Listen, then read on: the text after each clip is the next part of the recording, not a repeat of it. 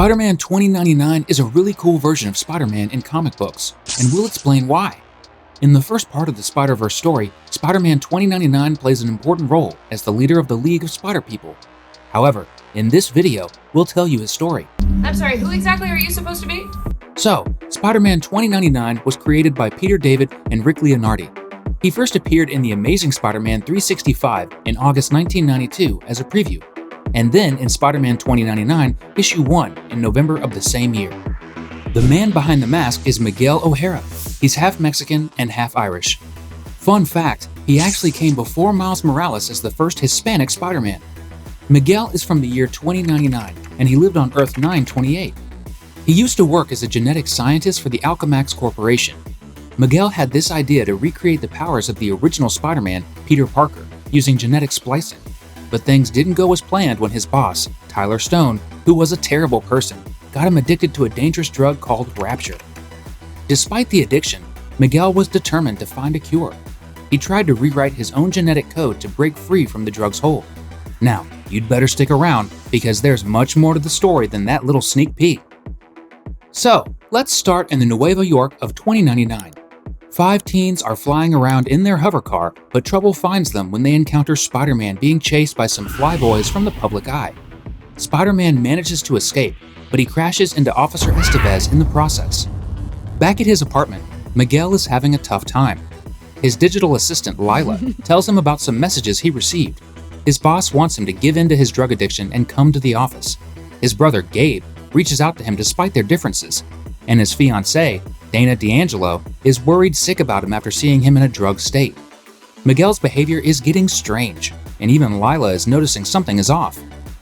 Miguel wants to fix the mistakes he's made, so he starts recording everything that led to his current situation, starting from when he worked at Alchemax. The corporation saw great potential in Miguel and gave him a lot of support for his education. They made him the head of a new genetics program. However, this caused problems with Aaron Delgado, who was higher up in the company. Aaron didn't like Miguel and thought he was arrogant and disrespectful. Miguel was proud of the progress they had made, especially in changing the genes of test animals. He even found inspiration from files on Spider-Man, a hero from the past with amazing spider-like abilities. However, the company sought faster results, so they introduced a convict named Mr. Sims as a test subject. Miguel wasn't ready for human testing, but he had to try anyway. The experiment with Mr. Sims went wrong, and he turned into a disfigured creature that attacked Miguel. Despite the terrible outcome, Tyler Stone, the boss, saw it as some positive results, and on his part, Miguel felt like quitting after this disaster. Stone acted like he accepted Miguel's decision to leave and even gave him some special wine. However, the wine was laced with a drug called Rapture, which is expensive and addictive. It's a mind-altering drug, and Stone wanted to keep Miguel dependent on it, even if he left the company. In other words, once you go Rapture, you never go back. In a dazed state from the drug, Miguel went home and had a bad experience. He lashed out at his fiancée, mistaking her for a monster.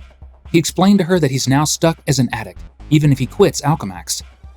At this point, Miguel believed he could escape his current situation by using his genetic structure saved as a sample in the Corporate Raider program. He had been experimenting with it on apes and hoped that if he survived the trial process, he could return to his pre-drug state.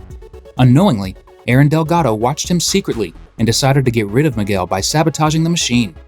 The machine ended up merging Miguel's DNA with that of a spider, causing a violent explosion.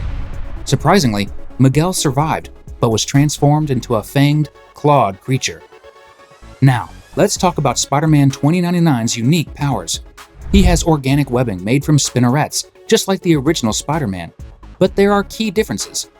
Miguel's genetic experiment gives him enhanced strength and agility, making him physically more capable than Peter Parker. He can perform amazing acrobatics, lift heavy objects, and fight superhuman foes. His reflexes and agility also make him a skilled combatant, allowing him to dodge attacks and move quickly during battles. Unlike Peter Parker's web slinging, Spider-Man 2099 clings to surfaces using talons on his fingertips and toes. This gives him greater freedom to move around and easily navigate vertical environments. It's also what gives him a unique appearance, with sharp talons on his costume. Another cool power is his built-in camouflage system called Active Invisibility. This technology allows him to blend into his surroundings, making him nearly invisible to others. This stealth ability gives him an advantage in surprise attacks and covert operations, which is different from Peter Parker's more straightforward crime-fighting approach. One extraordinary feature of Spider-Man 2099 is his poisonous fangs, similar to venomous spiders. These fangs can paralyze people, including superpowered individuals like Namor the Submariner. It's a powerful ability, making him a formidable version of Spider-Man. However, one thing Miguel doesn't have is the spider sense like Peter Parker. Despite this, his unique powers and abilities make Spider-Man 2099 a remarkable and strong iteration of the web-slinging hero. Let's quickly talk about some of the bad guys Spider-Man 2099 has faced in case they show up in a future movie. First, there's Goblin 2099, a futuristic version of the Green Goblin with even more advanced technology. Then, there's Cannibal, a darker future version of Vulture.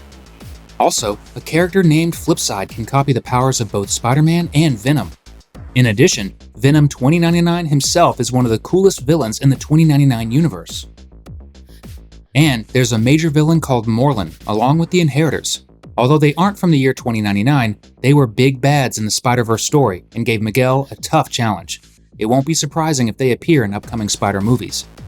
For those new to Spider-Man 2099 comics, a good starting point is Spider-Man 2099 Volume 1, Out of Time, by Peter David and Will Sliney.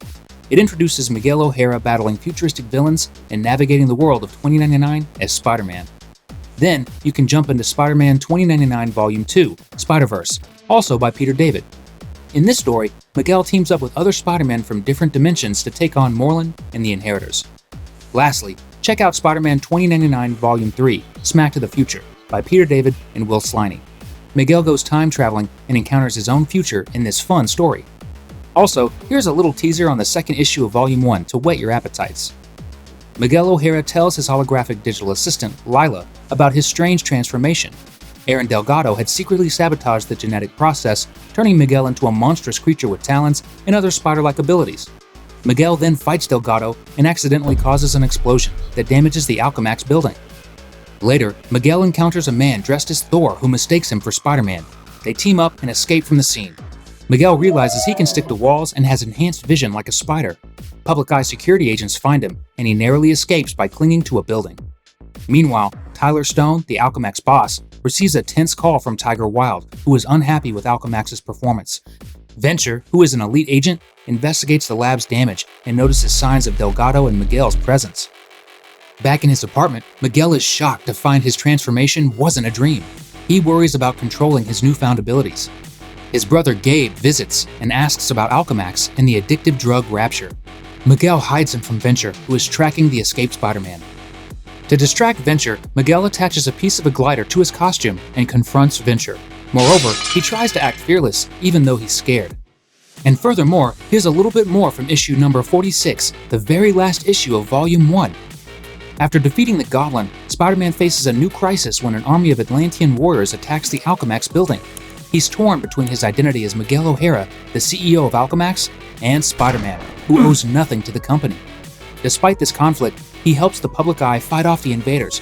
He discovers that the Atlanteans are under orders from their leader, Atuma. Spider-Man tries to reason with them, but they see him as an enemy. The Vulture unexpectedly saves Spider-Man from an attack, but he plans to kill both Spider-Man and Father Jennifer, who he has taken as a hostage. Also, Miguel's mother, Conchata, leads the counterattack against the Atlanteans.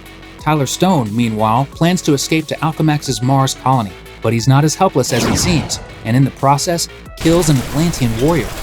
Spider-Man subsequently reveals his true identity to the Vulture, thus shocking him. After one more battle, the Vulture flees, leaving bombs in the building. Spider-Man treats his wounds while he orders an evacuation. Afterwards, he, Father Jennifer, and Conchata search for the bombs, but tragedy strikes as Conchata is shot and dies. Tyler Stone is also fatally shot. Ultimately, Spider-Man and Father Jennifer manage to escape on a spaceship as the Alchemax building explodes. And so, Miguel now wonders what the next chapter of his life will bring.